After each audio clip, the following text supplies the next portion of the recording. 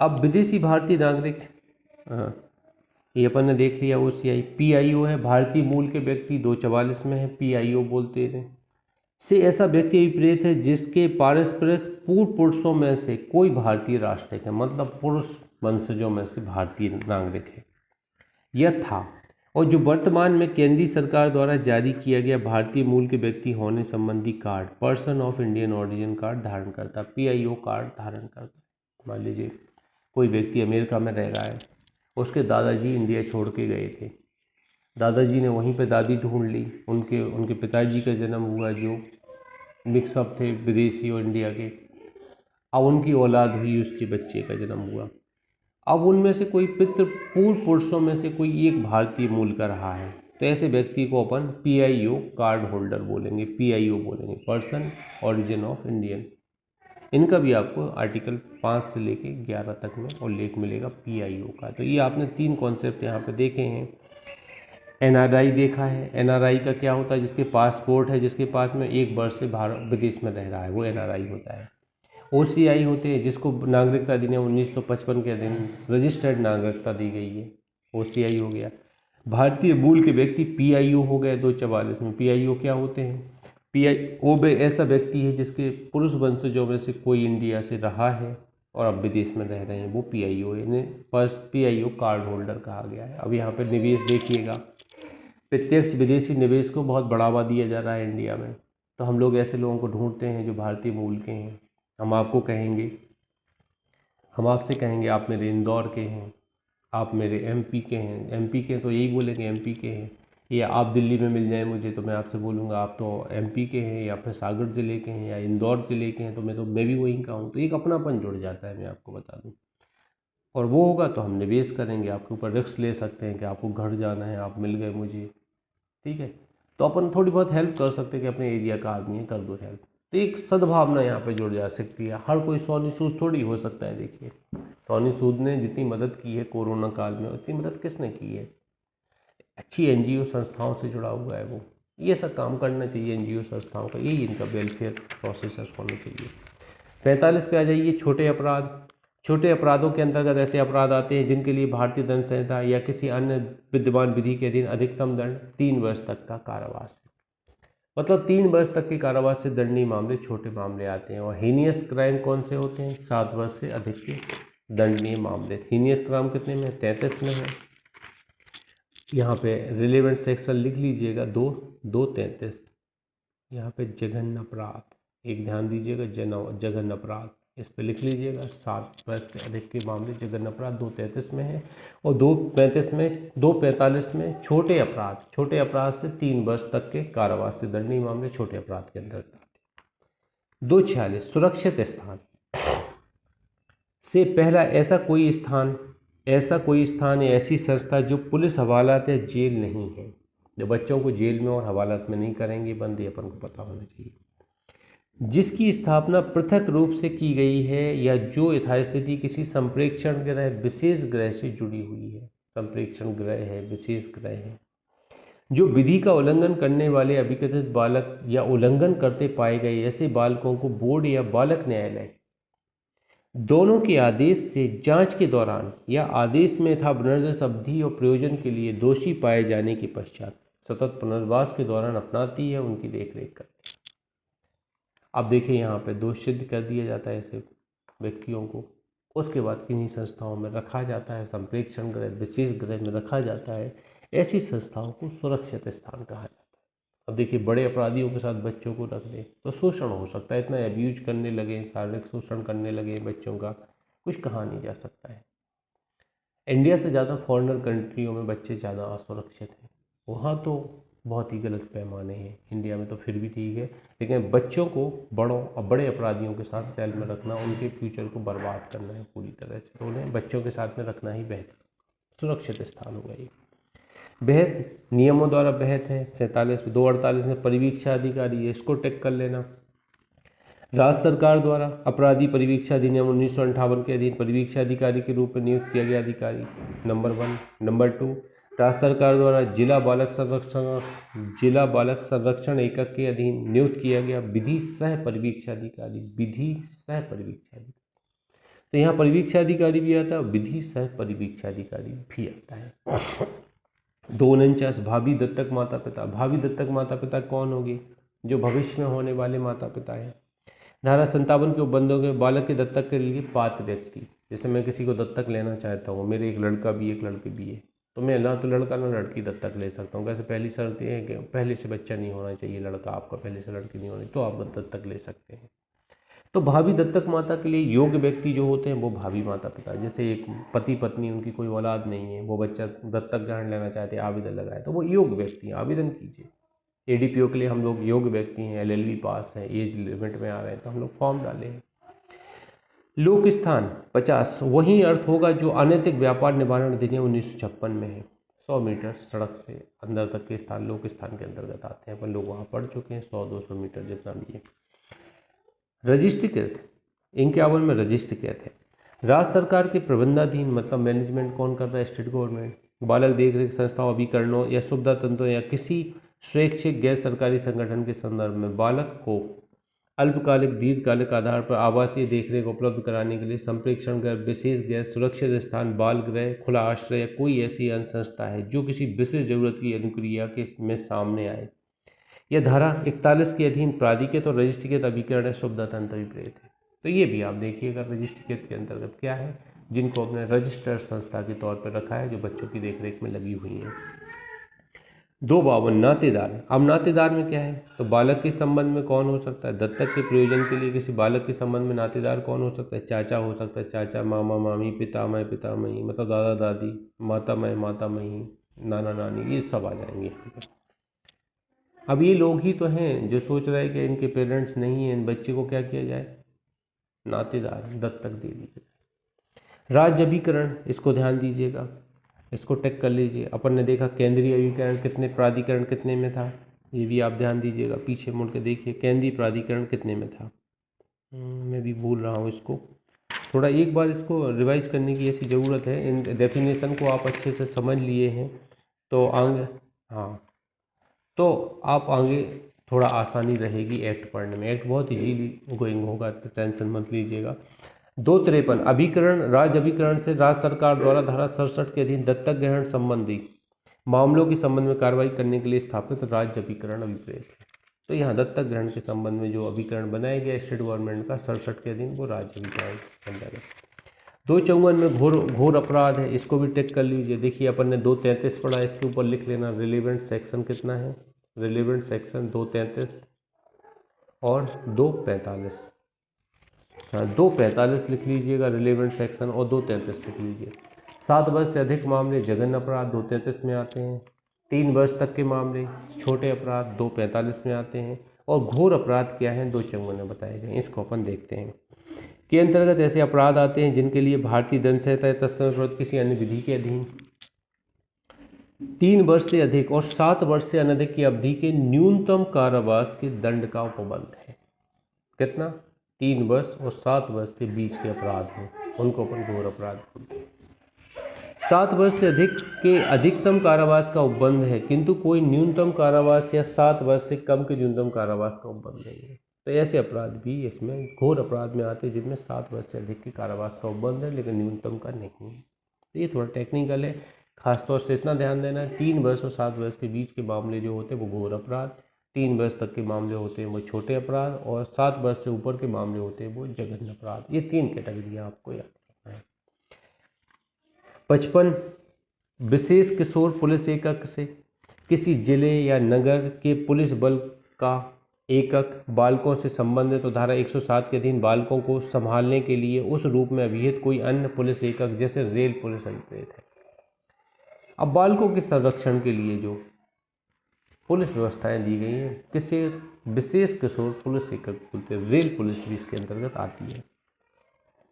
विशेष गृह, इसको भी टिक कर लेना, से किसी राज्य सरकार द्वारा स्वैच्छिक या गैर सरकारी संगठन द्वारा, मतलब स्टेट गवर्नमेंट का हो या प्राइवेट हो या एनजीओ का हो, विधि का उल्लंघन करने वाले ऐसे बालकों को जिनके बारे में जांच के माध्यम से पाया जाता है कि उन्होंने अपराध कारित किया है, मतलब अपराध किया है, ऐसे बालकों के बारे में जिन्हें बोर्ड के आदेश से ऐसी संस्था में भेजा जाता है आवासन और पुनर्वासन संबंधी सेवाएं उपलब्ध कराने के लिए संस्थापित। धारा 48 के अधीन रजिस्ट्रीकृत कोई संस्था है जो पुनर्वास और आवास की व्यवस्था देते हैं ऐसे व्यक्ति को जिन्होंने अपराध किया है।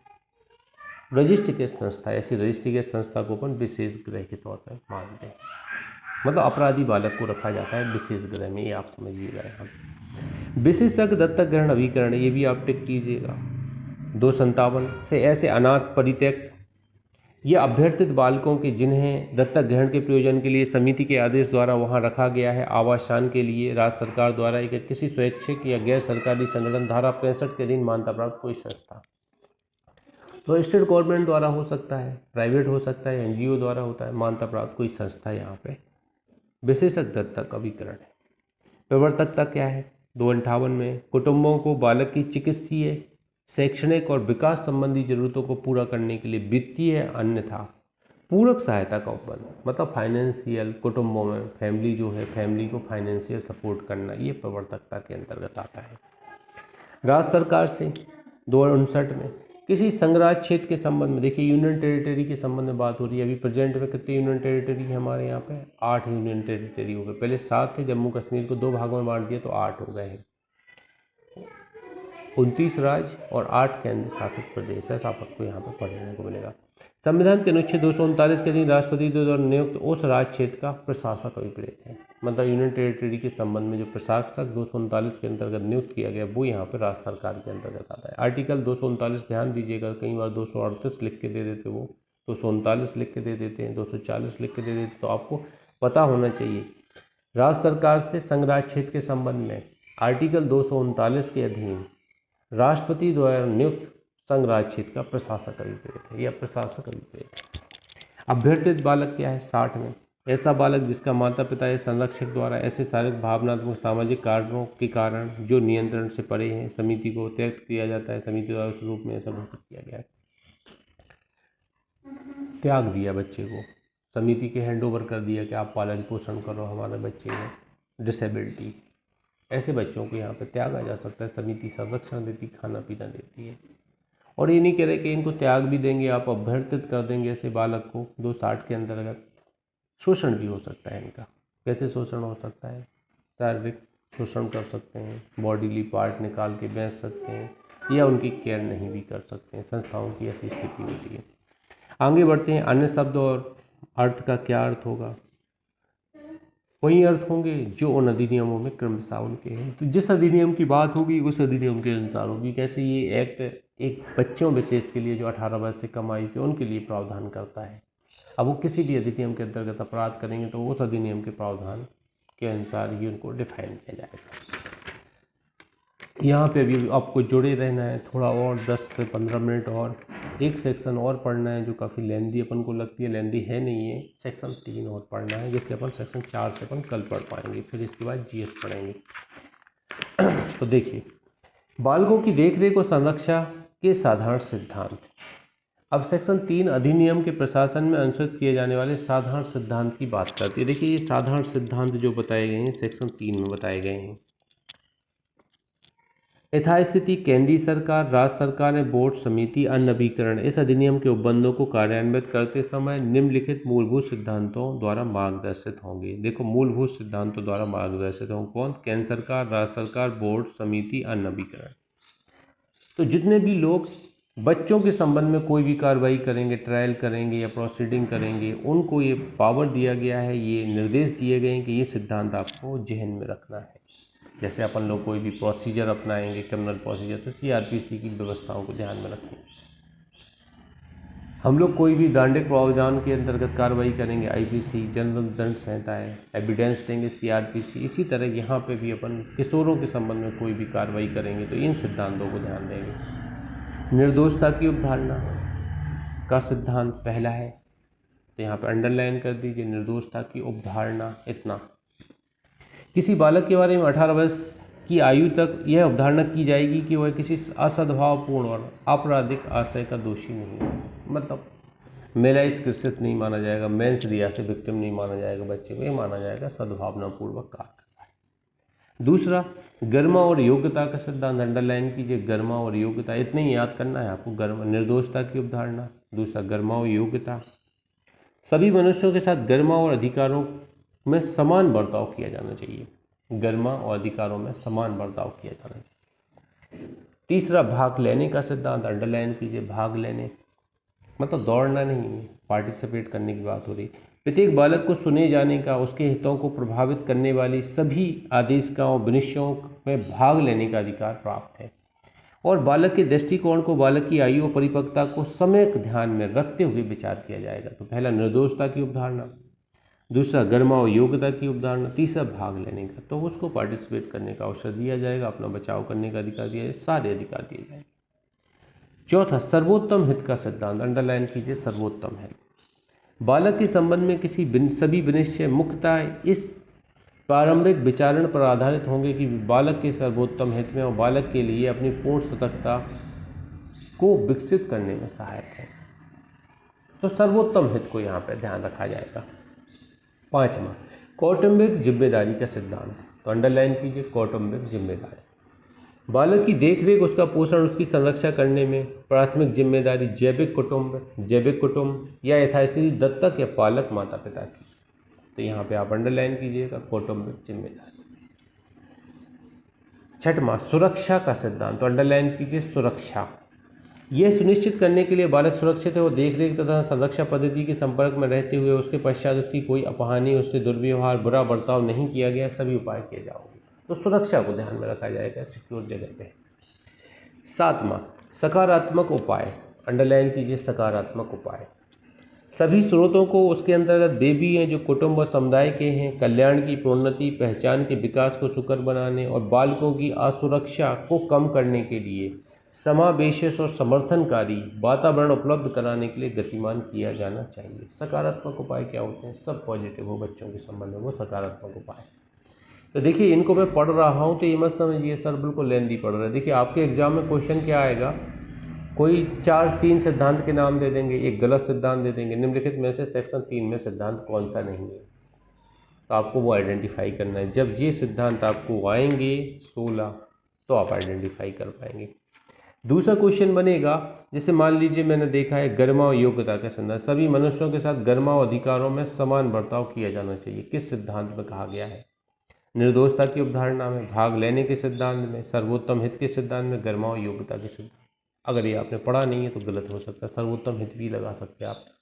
तो इस तरह के क्वेश्चन, 2 एंगल के क्वेश्चन यहाँ पे आ सकते हैं।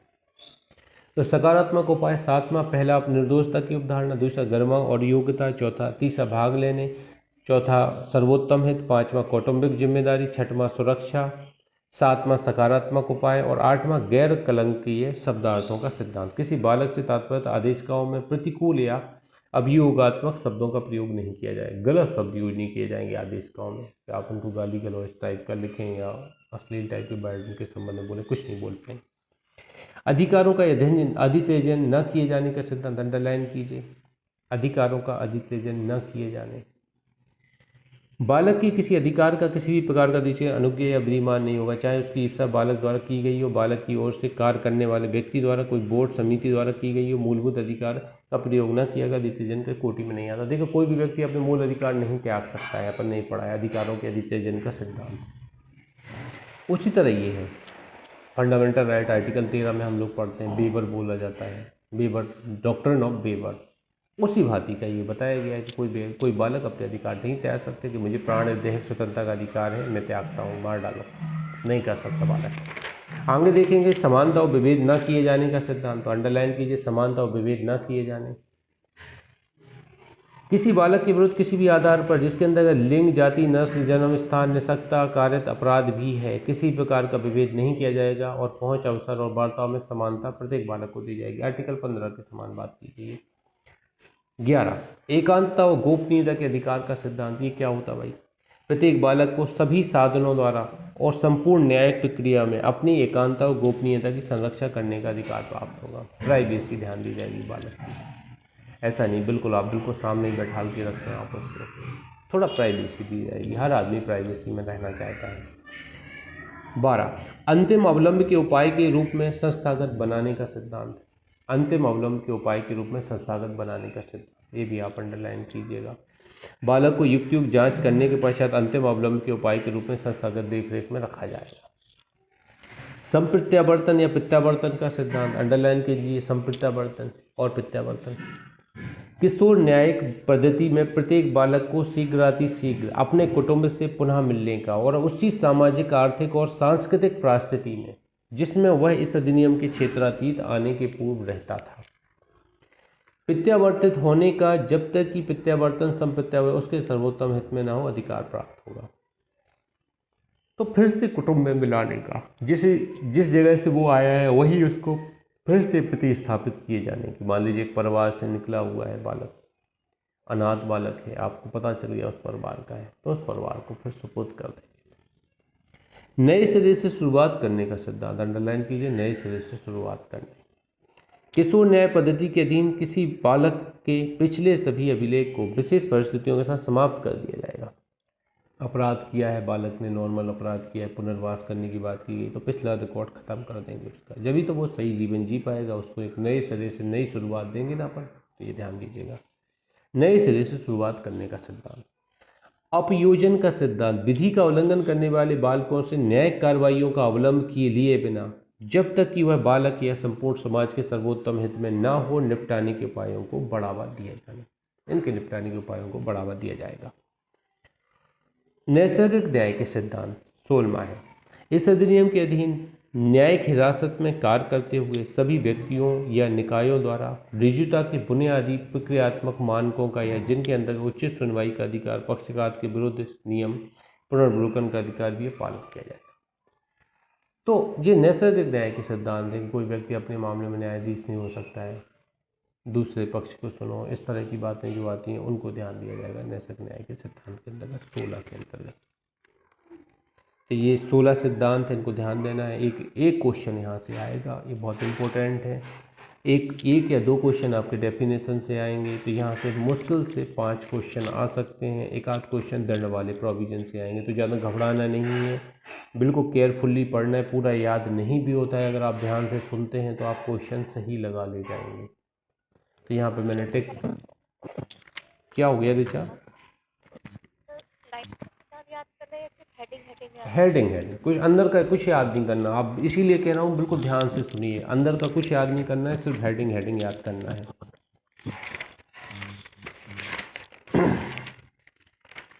देखिए यहाँ पे अभी 7:30 हो गए हैं।